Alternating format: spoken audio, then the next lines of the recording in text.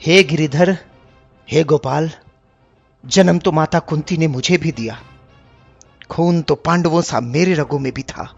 फिर क्यों न मेरी किस्मत ने कभी माता का प्यार पाया। भले ही मैं पूरी जिंदगी अपने वर्ण से अनभिज्ञ रहा। 5 पांडवों में छठा मैं भी एक क्षत्रिय पांडव था। फिर क्यों न मैं कभी गुरु द्रोण का शिष्य बन पाया। हे नारायण, हे वासुदेव, मेरी किस्मत का खेल तो देखो। जिंदगी के हर मोड़ पर मैंने हमेशा कुछ ना कुछ खोया। फिर गुरु से विस्मृति का श्राप और द्रौपदी स्वयंवर में अपमान मेरी ही किस्मत ने क्यों पाया। हे हरि, हे यशोदानंदन, अगर आज मैं इस युद्ध भूमि का हिस्सा बन पाया तो सिर्फ मित्र दुर्योधन की कृपा से। फिर पांडवों के विरुद्ध लड़ते देख क्यों दुनिया ने मुझे गलत पाया। हे अंगराज कर्ण, जीवन जीने का अधिकार तो मेरा भी था।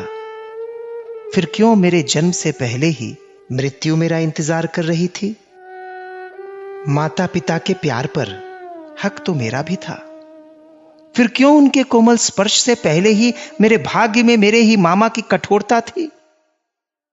निरापद बचपन गुजारने का अधिकार मेरा भी था अंगराज। फिर क्यों मेरे बाल्यावस्था में ही मुझे अपनी जिंदगी दांव पर लगानी पड़ी। हे वृषाली पति कर्ण, अपने प्रेयसी से विवाह करने का हक मेरा भी था। फिर क्यों मेरी प्रीत सच्ची होने पर भी मेरा प्रारब्ध मेरे इच्छा के विरुद्ध था।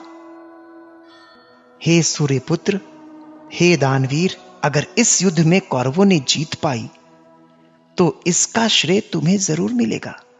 पर अगर अंत में पांडवों की जीत हुई तो इस यशोदानंदन को सिर्फ इस युद्ध को उकसाने का दोष मिलेगा।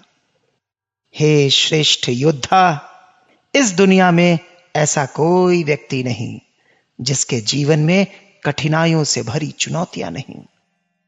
जिंदगी ने हमारे साथ कितना अनुचित किया, कितना अपमान किया, यह महत्वपूर्ण नहीं। अगर कुछ महत्वपूर्ण है तो उस समय हमने उन परिस्थितियों पर कैसी प्रतिक्रिया दी, यह महत्वपूर्ण है। जीवन में यदि कुछ सत्य है तो वो है धर्म। जिंदगी भले जितनी भी कठोर हो, हमें हमेशा धर्म पर ही चलना चाहिए। हमेशा धर्म पर ही चलना चाहिए।